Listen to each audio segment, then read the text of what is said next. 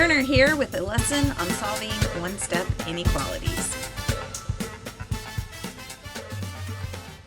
Today's learning target is to solve a one-step inequality. I2, solving one-step inequalities. So, an equation uses an equal sign to show that both sides are equal. But an inequality shows that both sides may not be equal. We learned that greater than is pointing to the right, that greater than or equal to pointing to the right with an equal sign, less than pointing to the left, and less than or equal to pointing to the left with an equal sign. Something important, use the variable as the starting point when reading an inequality statement.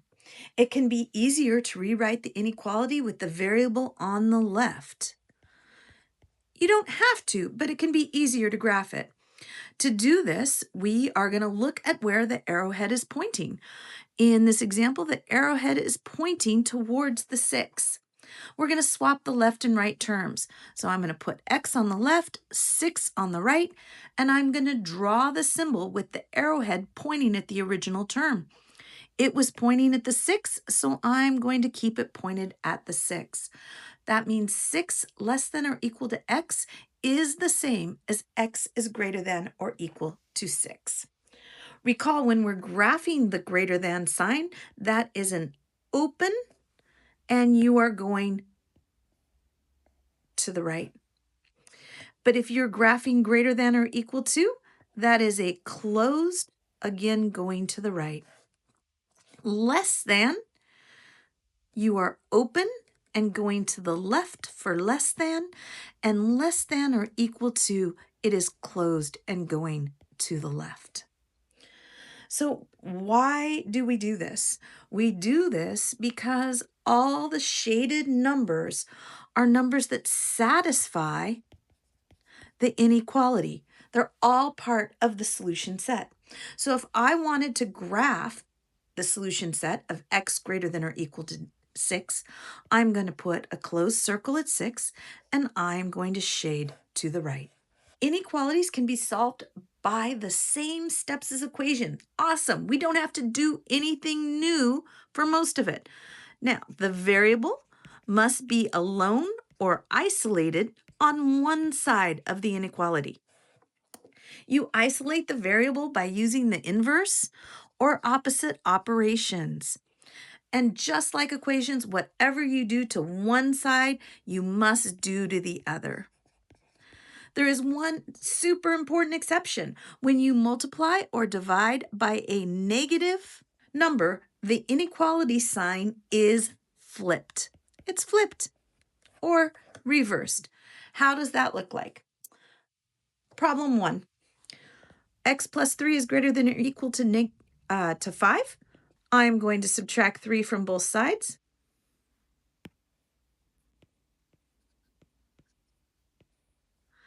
X is greater than or equal to 2. I'm going to check it. I'm going to pick some number greater than or equal to 2. How about 10? Is 10 plus 3 greater than or equal to 5? And yeah, 13 is greater than or equal to 5. I'm going to go ahead and graph it then. I'm going to fill in, put the number 2, and shade to the right. Same thing works for adding both sides. I'm going to add 2 to both sides. My variable is on the right there. 12 is greater than x. So any number greater, oh, this is 1. Look at this. Let's put x on the other side. It's pointing to the x. I'm pointing to the x. Much easier to say x is less than 12. To graph x is less than 12, then 12 is greater than x. But those statements are the same. So if x is less than 12, let us put in a 0, because that is less than 12. Is 10 greater than negative 2 plus 0? And you betcha it is. So I'm going to open circle at 12, going to the left.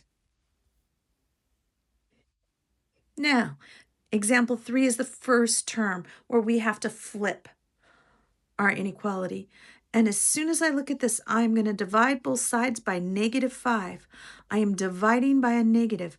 At that point, this inequality is flipped. It is a greater than or equal to. Now, -5 divided by -5 is 1. So I have x on the left and -3 on the right. So let's check this. A number greater than or equal to -3. You know what? That's 0. And is 0 less than or equal to 15? Yes, it is. So in this situation, I'm going to put a dot, -3, and we are going to the right. Now, similar problem in problem 4. However, when I divide by a +5, I am not flipping the sign.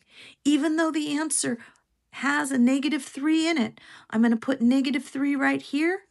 I'm going to fill in and go to the left. That is x is less than -3. Ooh, I forgot my check. Now, I can't use 0 because 0 is not less than -3, but I could do -10. 5 times -10 is -50, and that is less than or equal to -15. So it works. Going to number 5, the opposite of dividing is multiplying. I'm going to multiply by a +2. I am not flipping my sign.